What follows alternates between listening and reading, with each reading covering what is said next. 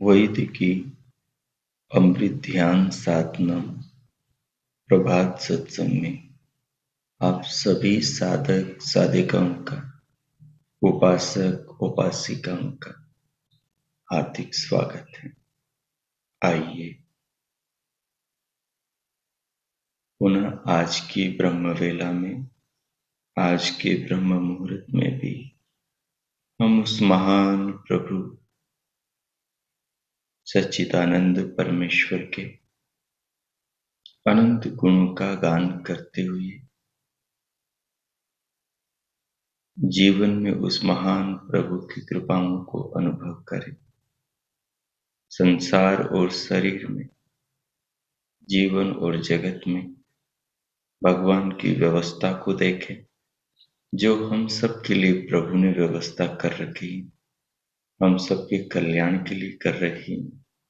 और निरंतर प्रभु उस व्यवस्था को अक्षुण्ण बनाए हुए हैं, ताकि उससे प्रतिपल हमें जीवन मिलता रहे और हम इस जीवन को जीते रहें, अपनी आत्मा का उत्थान करते रहे, जीवन में ज्ञान को प्राप्त करके जीवन को समझते रहें, अपने आत्म स्वरूप की ओर आगे बढ़ते रहें, प्रकृति के 24 विकारों को, उससे बनी इस विशाल सृष्टि को, पांच भौतिक जगत को जाने समझें और इसको जान समझकर इसके बंधन से अपनी आत्मा को आजाद करें। जीवन में जहां पर भी अविद्या का विस्तार है, जीवन में जहां पर भी अविद्या आकर बैठी हुई है, अविद्या ने हमारे मन को, हमारे जीवन को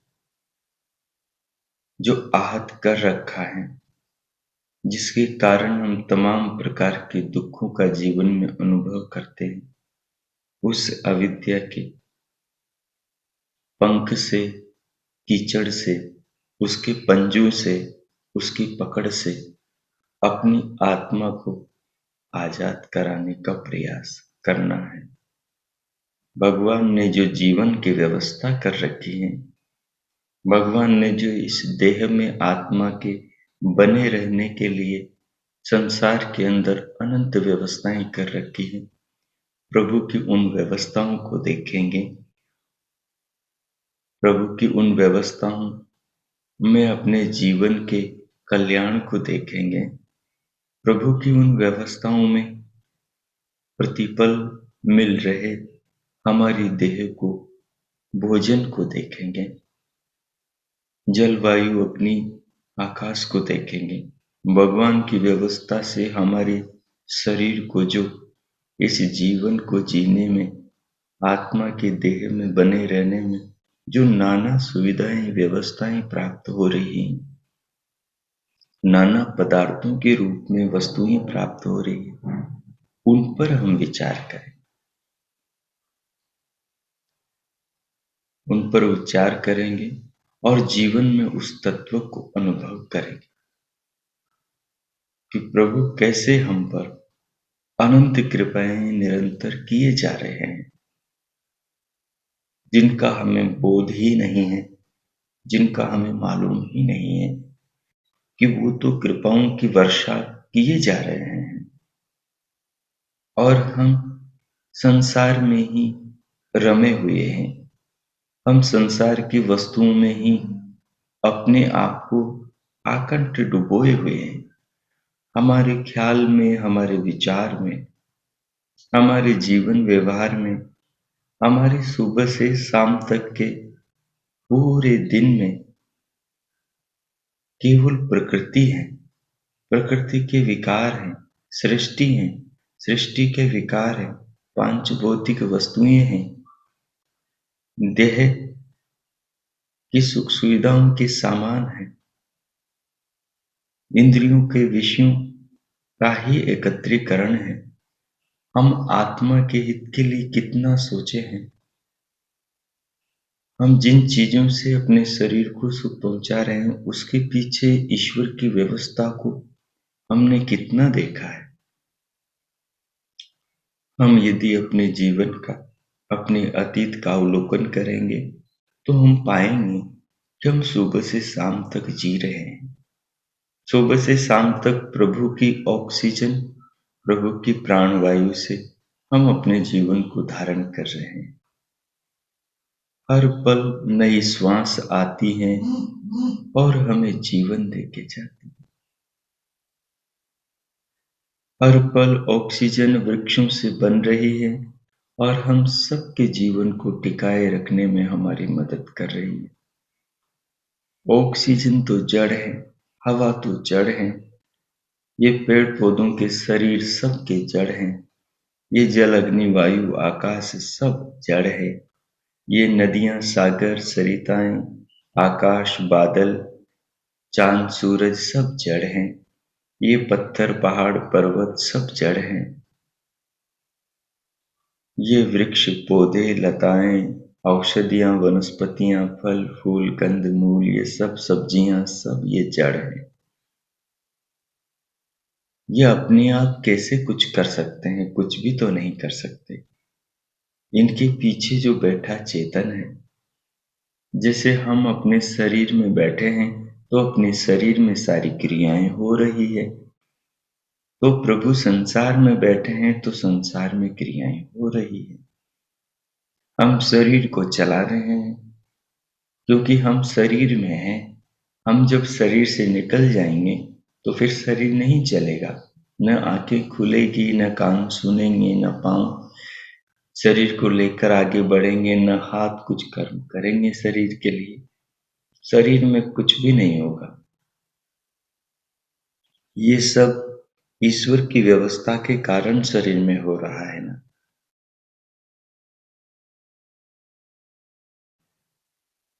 ये सब ईश्वर की व्यवस्था और नियमों से जो शरीर में जीवन बना हुआ है, आत्मा ठहरा हुआ है, प्रभु ने इस शरीर को ऐसा बनाया कि इसमें हमारी आत्मा निवास कर सके, इसमें हमारी आत्मा वास कर सकती है। भगवान ने निवास वास के लायक इस देह को और इस जगत को, इस पिंड और ब्रह्मांड को बनाया, तभी तो हम इसमें निवास कर पा रहे हैं ना। तो हमें देखना है संसार में कि प्रभु हमारे लिए क्या बना रहा है। हम देखते हैं रसोई में माँ क्या बना रही है, देखते हैं रसोई में दीदी क्या बना रही है, देखते हैं रसोई के अंदर कौन क्या बना रहा है। हमें बाहर पकवानों की खुशबू आती है तो हम कितने खुश होते हैं। कोई बना रहा है ना, तभी तो खुशबू आ रही है। कोई बना रहा है ना, तभी तो भोजन हमारे पास में थाली में परोसा जा रहा है। यदि कोई बनाता नहीं तो कैसे हमारे पास थाली में भोजन आता? कैसे हम भोजन करते और तृप्त होते और शक्ति प्राप्त करते? वो भोजन किससे बन रहा है? माँ तभी तो बना रही है जब परम माँ भोजन बना रही है। हमें इस तत्व को समझना है। माँ तभी तो कुछ बना रही है ना, जब परम माँ उन सब चीजों को बना रही है। सारी सब्जियों को वृक्षों के ऊपर बना रही है। वृक्षों में अपनी शक्ति और व्यवस्था से उसने इस प्रकार के पदार्थों में गुण धर्मों को डाला है कि उनसे हर फल, हर सब्जियां, सब अलग अलग दालें, सबके स्वाद, सबकी सबके गुण, सबके विटामिन, सबके अलग अलग सब में शक्तियां हैं। तो हम केवल माँ के बनाए भोजन को ही न देखें, उस माँ के पीछे जो परम माँ, इस माँ ने तो भोजन में संस्कार किया है। इसने तो सब्जियों में छोंक लगाया है। इसने तो भगवान की बनाई अग्नि से सब्जियों को उबाला है। इसने तो चाकू से उन सब्जियों को काटा है, छोंका है। इसने तो उस आटे से, गेहूं से बने आटे से रोटी बनाई है। लेकिन पीछे वो गेहूं कौन बना रहा है? गेहूं के पीछे, गेहूं तो बीज तो किसान ने बोया है, लेकिन वो भूमि में बीज को अंकुरित कौन कर रहा है? उस बीज के अंकुरित होने में वहां वातावरण कौन बना रहा है? वहां सूर्य की ताप को कौन पहुंचा रहा है? रवि रश्मियों की किरणों से वहां कौन ऊष्मा को, शक्ति को, जीवन को भेज रहा है, जिससे उस बीज के अंदर आत्मा आए और वो बीज अंकुरित हो? भीतर कौन खाद, बीज जो डाला है, खाद और पानी, तो उसका पाक रस बना रहा है ताकि बीज उसे पिए और फिर आगे बढ़े और ऊपर फिर वो पल्लवित और पुष्पित हो और फिर वो फलवान हो। और समय के आने पर उस पेड़ को कौन सुखा रहा है? अपने आप पेड़ एक समय पे आकर फसल सूख जाती, यानी फल पक जाता है, तैयार हो जाता है। हर पेड़ तो ऐसे नहीं सूखता। तो ये सब परम माँ हमारे लिए कर रही है ना। इन सबको हम जगत में ज्ञान के चक्षु खोलकर देखेंगे तो हमें सर्वत्र ये महसूस होगा कि प्रभु मेरे लिए इतना कर रहे हो आप। तो सहज भगवान के लिए हमारे हृदय में प्रेम, धन्यवाद, करुणा, आदर, सम्मान पैदा होगा। प्रभु की करुणा की हमें जीवन में अनुभूति होगी। आदमी जब प्यास से, पानी से तड़प रहा हो, जल नहीं मिला हो और उसे कोई एक गिलास पानी दे तो वो कैसा अनुभव करता है? देने वाले के प्रति कितना स्वयं के अंदर धन्यवाद, आभार, कृतज्ञता, शुक्रिया महसूस करता है।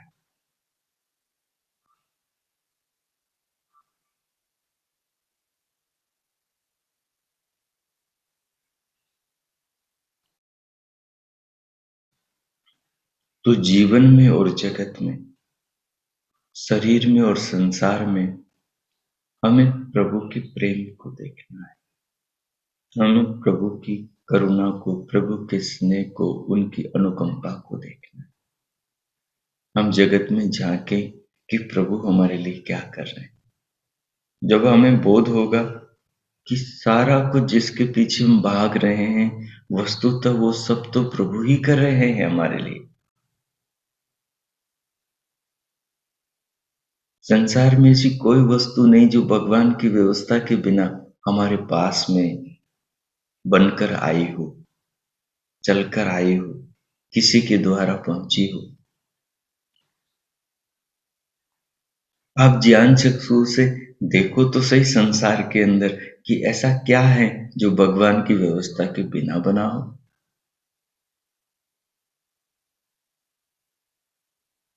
जब बच्चा सबसे पहले माँ के गर्भ से बाहर आता है तो सबसे पहले बाहर संसार में क्या देखता है? जो देखता है, किससे देखता है? आंखों से देखता है। तो आंखें किसने बनाई? प्रभु ने बनाई। क्या देखता है? मकान देखता है, जहां वो है वहां का दृश्य देखता है। वो माँ को देखता है तो फिर माँ को किसने बनाया? प्रभु ने बनाया। दूध पीता है, दूध को किसने बनाया? प्रभु ने बनाया। श्वास लेता है, ऑक्सीजन लेता है, प्राणवायु लेता है, तो प्राणों को किसने बनाया? प्रभु ने बनाया। किससे लेता है? घ्राण से लेता है, नासिका से लेता है। किसने नासिका को बनाया? प्रभु ने बनाया। प्रभु के बिना बच्चे के पास में क्या है? वो क्या लेकर आया है? अगर माँ गौर से देखे, पिता गौर से देखे, तो वो बच्चा प्रभु का ही तो प्रेम है, प्रभु की ही तो कृपा है। वो क्या मुस्कुरा रहा है, मानो प्रभु ने ही हमें खुशी दी है, वही मुस्कुरा रहा है। वो रचना प्रभु के हाथों की है, वो रचना प्रभु की व्यवस्था से हुई है, वो रचना प्रभु के नियम जो गर्भाशय में काम कर रहे थे उनसे बनी है। तो वहां हमें प्रभु का ध्यान आना चाहिए। हम सब बच्चे थे कभी, और धीरे धीरे हम सब बड़े हुए, फिर माँ बाप बने, तो हम भी कभी बच्चे थे। आज जो बच्चे आ रहे हैं वो जैसे प्रभु ने मनाया वैसे हम भी प्रभु ने। तो हम भी शीशे में अपने आप को देखें, तो हमारे अंदर भी ये फील होना चाहिए कि मुझे प्रभु ने बनाया और मुझे प्रभु ही पाल रहा है। ऑक्सीजन से पाल रहे हैं, जल से पाल रहे हैं, अग्नि से पाल रहे हैं, ये फल फूलों से पाल रहे हैं, खाने पीने की चीजों से पाल रहे हैं। ये मनुष्य ने दिमाग लगाकर भगवान की बुद्धि का प्रयोग करके, भगवान के दिए शरीर का प्रयोग करके, भगवान की बनाई चीजों को पृथ्वी में से निकाल करके अग्नि से पिघला कर कितने यंत्र बनाए हैं। तो इनके पीछे वस्तुतः तो प्रभु के ही नियम काम कर रहे हैं ना। अगर अग्नि नहीं होता तो बताओ क्या हम बना लेते संसार में? कुछ भी नहीं, तो नहीं बना पाते। वायु नहीं होता तो क्या हम जी लेते संसार में? क्षण भर भी नहीं टिक पाते। पृथ्वी नहीं होती तो क्या हम होते जगत में? नहीं, बिल्कुल भी नहीं हो पाते। बिना पृथ्वी के तो हमारे शरीर भी नहीं होते। तो बताओ, आकाश नहीं होता, स्पेस अवकाश नहीं होता तो बताओ हम होते? बिल्कुल भी नहीं होते। सूर्य होता नहीं होता तो क्या हम होते? बिल्कुल भी नहीं होते। ये सागर, ये बादल, ये चंद्रमा, ये इसकी कलाएं, ये वन उपवन, ये सब नहीं होते तो क्या हम होते? बिल्कुल भी नहीं होते। तो प्रभु हैं तो हम हैं। ये संसार प्रभु का प्रेम है, हम प्रभु का प्रेम। संसार में सब प्रभु का प्रेम है।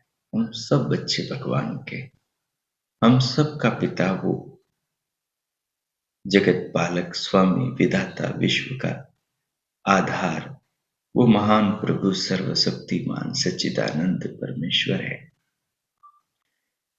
अब मैं 5 मिनट मौन होऊंगा।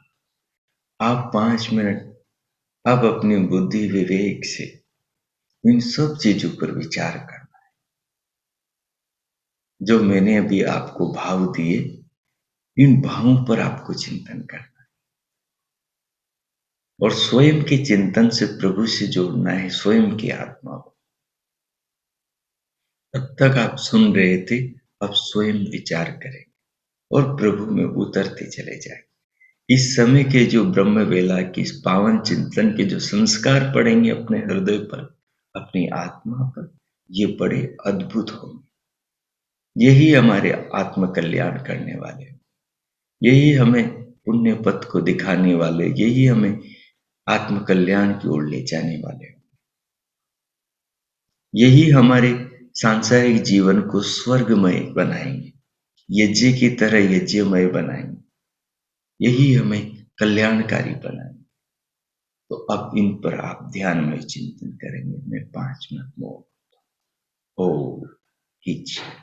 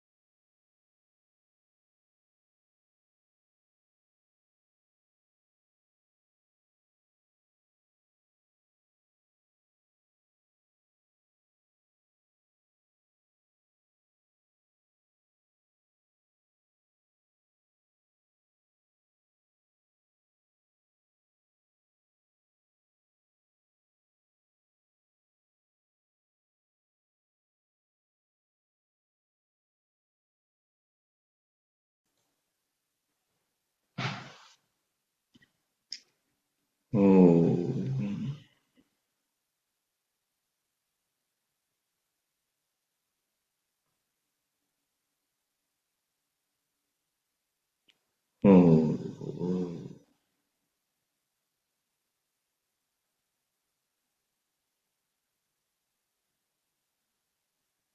इस प्रकार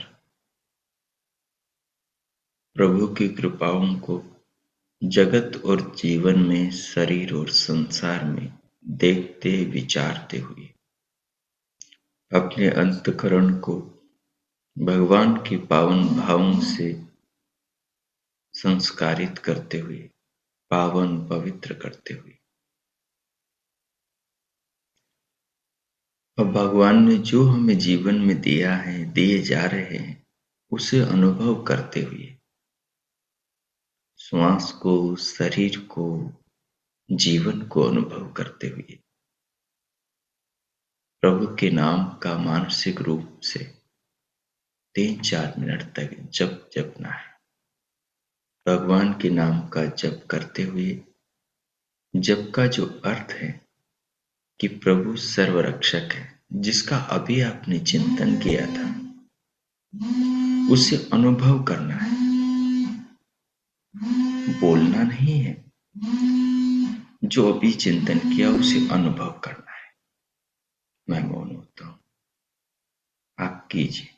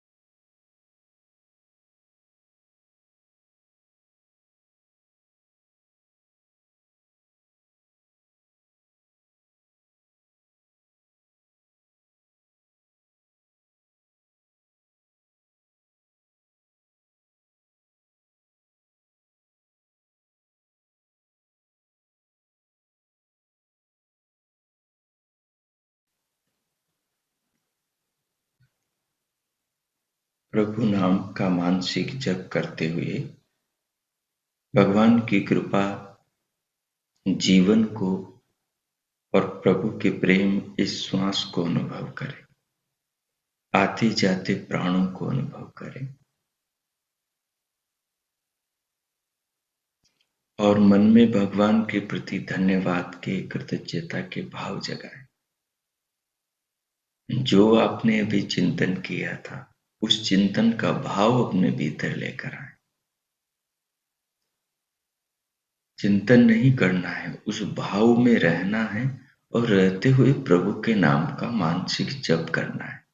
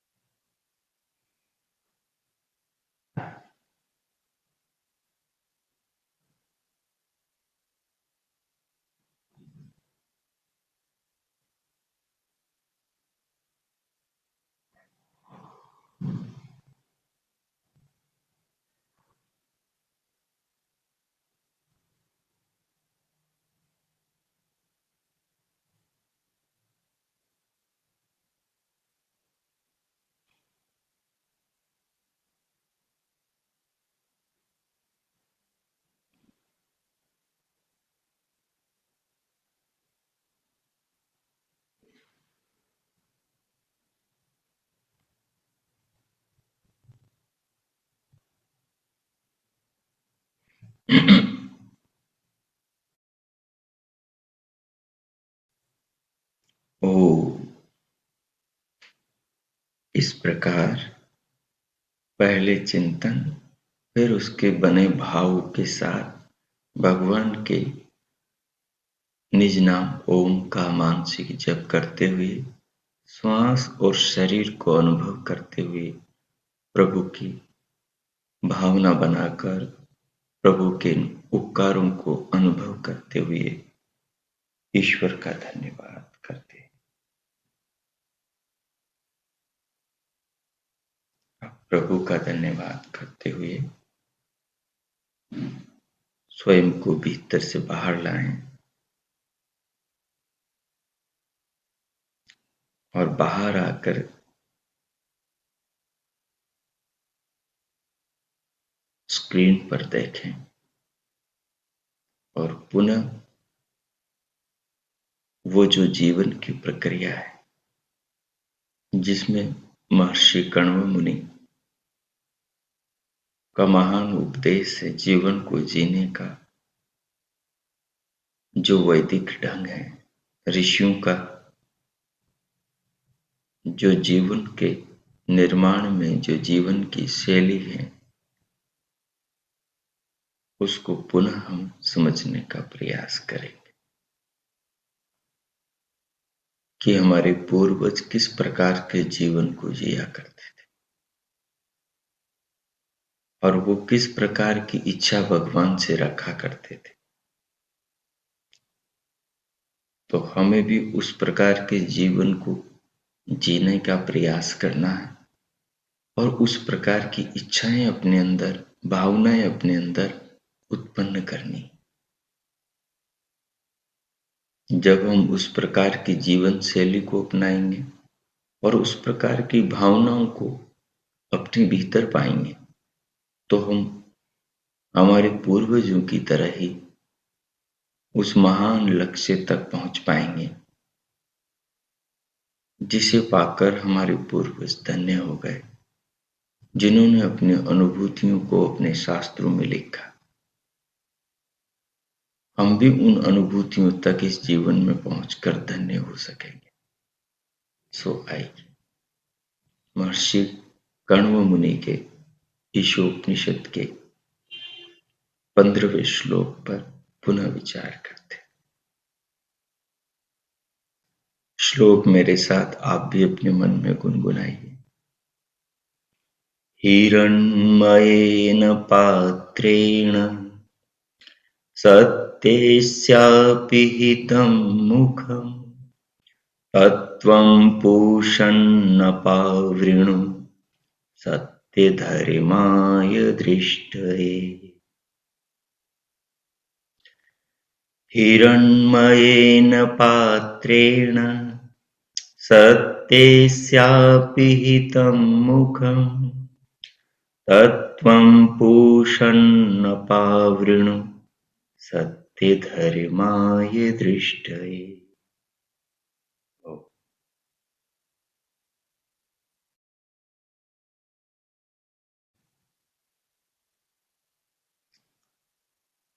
विगत कई दिनों से हम ईशोपनिषद के 15वें श्लोक पर विचार विनिमय करते चले आ रहे हैं, जिसमें कहा गया है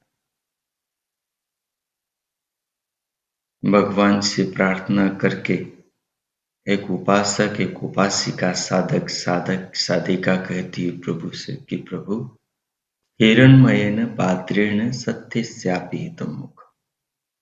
जो हिरण्मय ये पात्र है, जो संसार में ये लुभावना आकर्षण है, जो हमारे भीतर अविद्या अज्ञान के कारण केवल भोग और पाप की वृत्ति को, लोभ लालच तमाम प्रकार के विकारों को उत्पन्न करता है। आप इस आकर्षण को, इस ढक्कन को जो अविद्या के कारण हमारे ऊपर पड़ा हुआ है, इसको हटा दीजिए। संसार लुभावना फिर भी रहेगा, संसार लुभावना अब भी है। चीजों में आकर्षण विवेक ज्ञान की प्राप्ति के बाद में भी रहेगा और उससे पूर्व भी है। अंतर बीच में अविद्या का है। जब तक अविद्या रहेगी तो ये आकर्षण हमें संसार की ओर, भोगों की ओर, आसक्तियों की ओर, अविद्या की ओर, अज्ञान की ओर, जन्म मरण की ओर, लक 84 की ओर लेकर जाएगा। और जब हमारे अंदर विद्या की उत्पन्न हो जाएगी, विद्या की प्राप्ति हो जाएगी, जब हमारे अंदर ज्ञान का अवतरण हो जाएगा, तो फिर यही आकर्षण हमें प्रभु की ओर, आत्मा की ओर, आनंद की ओर, समता की ओर, समदर्शी होने की दृष्टि की ओर, सम्यक ज्ञानी होने की ओर लेकर जाएगा। तो संसार तो वही रहेगा, बस दृष्टि बदल जाएगी। अज्ञान के होने से हमारी दृष्टि बदल जाती है और ज्ञान के प्राप्त होने से हमारी दृष्टि बदल जाती है। तो हमारी दृष्टि बदल जाएगी। सो आइए शेष पाठ पर हम आज विचार करते हैं।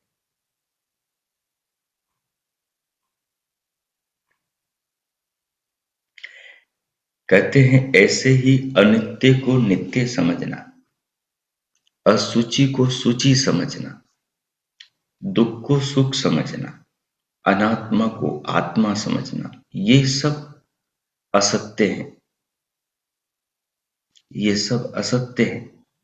ऊपर से बात जुड़ी हुई चली आ रही है।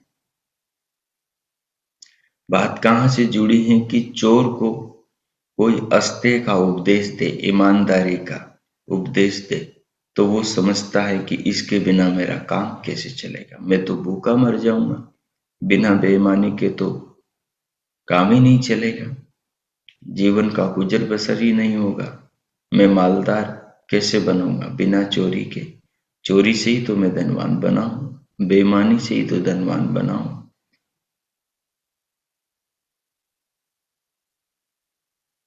तो ये जिस व्यक्ति की मानसिकता बन गई है, जो निरंतर इसके अंदर डूबा जा रहा है, जो इसी मानसिकता में रुचि लेता है, जो इसी मानसिकता वाला बन गया है, जिसे ईमान, धर्म, न्याय, सत्य, स्वाध्याय, ईश्वर, आत्मा, इन सब चीजों की समझ नहीं है, वो व्यक्ति इधर जाता है। उसके सामने, उसके ऊपर यही अज्ञान का ढक्कन पड़ा हुआ है, जिसको हटाने की बात यहाँ पर कही गई है। जो हमारे राष्ट्र में, समाज में, राजनीति में, संसार में, व्यवस्थाओं में जो सर्वत्र ये चल रहा है, ये सब इसी लोभ के, लालच के, अविद्या के, अज्ञान के, स्वार्थ के, धन की भूख के, ढक्कन के कारण हो रहा है।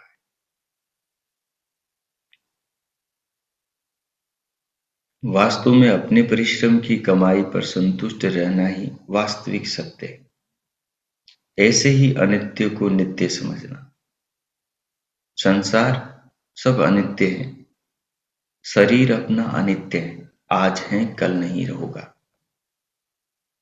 आज है कल नहीं रहेगा। इसको नित्य समझना कि ये सदा रहेगा, वही संभूति वाली बात। और अशुचि को शुचि समझना, जो अशुद्धि है, अपवित्रता है, उसको पवित्र समझना। शरीर यद्यपि प्रभु की कृपा है और ये प्रभु प्राप्ति का आत्म कल्याण का साधन है, परंतु शरीर में ही सब कुछ मान करके, शरीर को ही जीवन का उद्देश्य मानकर, शरीर के लिए ही जीवन को जीना एक प्रकार की अविद्या है। ये शरीर में जो इतना आकर्षण, ये जो शरीर की इतनी अनिवार्यता दिखाई देती, ये भी एक प्रकार का ढक्कन है, ये भी एक प्रकार की अविद्या है, ये भी एक प्रकार का व्यक्ति के आत्म उन्नति के विरुद्ध उठने वाला कदम है। दुख को सुख समझना। आदमी दुख को सुख समझता है तभी तो दुख की ओर भागता है। अगर दुख को सुख नहीं समझेगा तो वो क्यों भागेगा? उसको पता है इस चीज को खाने से ये दिक्कत हो सकती, लेकिन फिर भी खाता है। उसको पता है कि अब वो ज्यादा खाएगा तो उसका वेट बढ़ेगा और कई रोग पैदा होंगे, लेकिन फिर भी खाता जाता है, क्योंकि उन चीजों में राग है और वो उस राग को हटा नहीं पा रहा है, क्योंकि संस्कार इतने राग के अपने अंदर ज्यादा डाल लिए। अब उनको हटाने के लिए बहुत संघर्ष करना पड़ेगा, बहुत मेहनत करनी पड़ेगी, और वो मेहनत आदमी करना नहीं चाहता।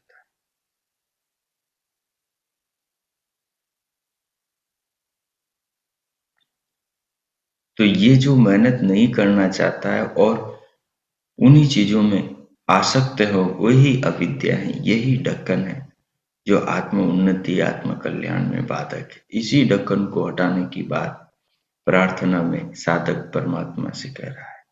अब इस ढक्कन को तो आदमी को खुद हटाना पड़ेगा। परमात्मा थोड़ी उसके सामने से रखी प्लेट को छीनेंगे, उसके हाथों को पकड़ेंगे कि नहीं तुम खा नहीं सकते। परमात्मा थोड़ी उसको किसी की चोरी करने, पॉकेट मारने से रोकेंगे कि नहीं तुम पॉकेट नहीं मार नहीं सकते। वो थोड़ी किसी का नुकसान करने से उसे रोकेंगे नहीं कि तुम उसके गले पे छुरा नहीं चला सकते। परमात्मा नहीं रोकेंगे। कर्म करने में मनुष्य को स्वतंत्रता दी है प्रभु ने। दोनों रास्ते बताए, इस रास्ते पे जाने के ये हानियां हैं, इस रास्ते में जाने से ये लाभ है। तो कह रहे हैं अनात्मा को आत्मा समझना, ये सब असत्य है। सत्य है, सत्य ही धर्म है। सत्य धर्माय दृष्टे, वो सत्य रूपी धर्म को देखना चाहता है, यानी पदार्थों के वास्तविक स्वरूप। लेकिन जो ये ऊपर अनित्य में नित्य है, ये असत्य है।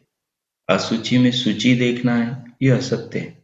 अनात्मा में आत्मा को देखना है, ये असत्य है। शरीर को आत्मा समझना, ये असत्य है। शरीर की हानि को अपनी हानि समझना, ये असत्य है। और आत्मा को आत्मा समझना, शरीर को शरीर समझना, अनित्य को अनित्य, अशुचि को अशुचि समझना, ये सत्य है। सत्य है अनित्य को अनित्य तथा नित्य को नित्य मानना, अशुचि को अशुचि तथा शुचि को शुचि मानना, दुख को दुख और सुख को सुख मानना, आत्म भिन्न को आत्म भिन्न, आत्मा से जो अलग है उसको आत्मा से अलग मानना, तथा आत्मा को आत्मा मानना। इस सत्य तक हम इस कारण नहीं पहुंच पाते क्योंकि अनित्य आदि को नित्य आदि मानने में कोई आकर्षण है, उससे हमारी कोई सांसारिक अभिलाषाएं पूर्ण होती हैं। बस यह आकर्षण ढक्कन ही सत्य तक न पहुंचने देने की जड़ है। इस जड़ को अपने को काटना है। यही जीवन का लक्ष्य, यही जीवन का उद्देश्य है।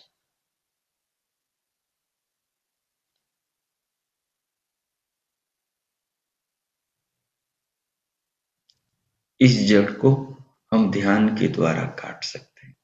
इस जड़ को हम आत्मचिंतन के द्वारा काट सकते हैं। इस जड़ को हम शास्त्रों के स्वाध्याय के कारण द्वारा काट सकते हैं। इसके लिए एक विधि साधना की बनाकर इन चीजों पर निरंतर काम करने से ये जड़ें कटेंगी। बहुत सारा काम है आत्म कल्याण के लिए करने को। अभी करेंगे, शुरू करेंगे तो धीरे धीरे धीरे सफलता मिलेगी, परंतु करना तो पड़ेगा। इस जन्म में व अगले जन्म। इस जन्म में अभी सूरत आ रही है, अगले जन्म में पता नहीं अगला कौन सा जन्म होगा अभी। परंतु जो आज संस्कार बने हैं, ये संस्कारों का फल तो अगले जन्मों में, मनुष्य जन्म में भी मिलेगा। परंतु आज यदि हमने और ज्यादा संस्कार बनाए तो फिर ये संपदा अपने आगे काम आ जाएगी। और जिसने आज इकट्ठी नहीं करी ये संपदा संस्कारों की, ज्ञान की, विद्या की, उसे फिर आगे ज्यादा मेहनत करना पड़ेगा।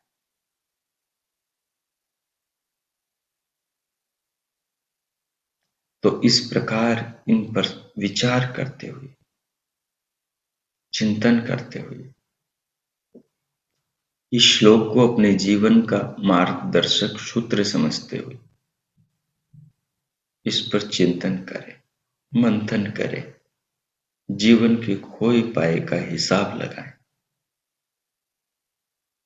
इस सूत्र के ऐनक से, इस चक्षु से जीवन को देखें और जीवन को संवारें।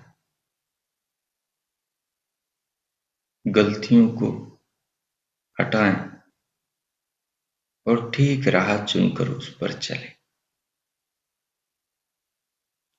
अब प्रभु का धन्यवाद करेंगे, फिर हम शांति पाठ करें।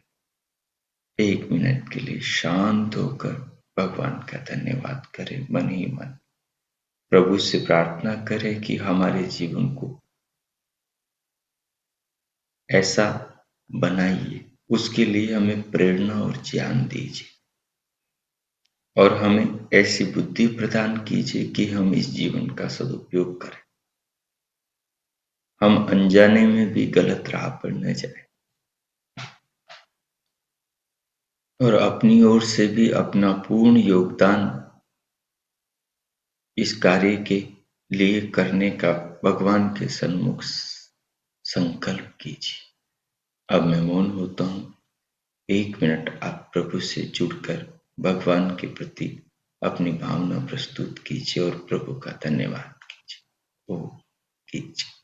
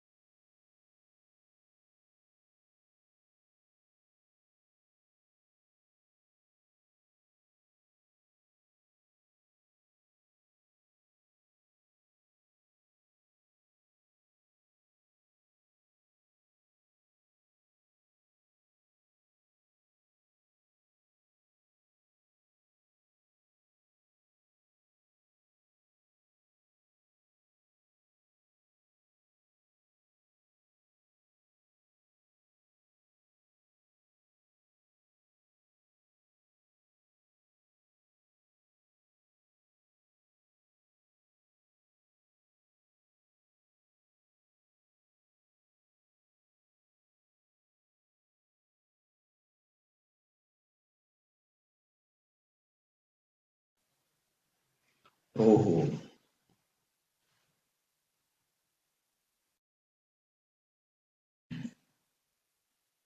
अब शांति पाठ।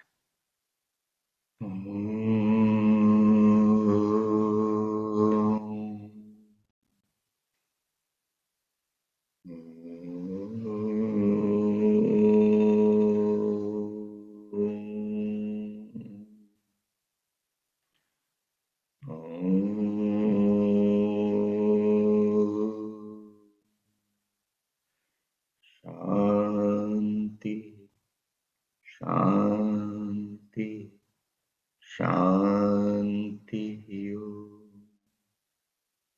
ओम। आप सबका आज का दिन शुभ हो, मंगलमय हो। प्रभु से सबके लिए बहुत बहुत मंगल कामनाएं। इति ओम शांति।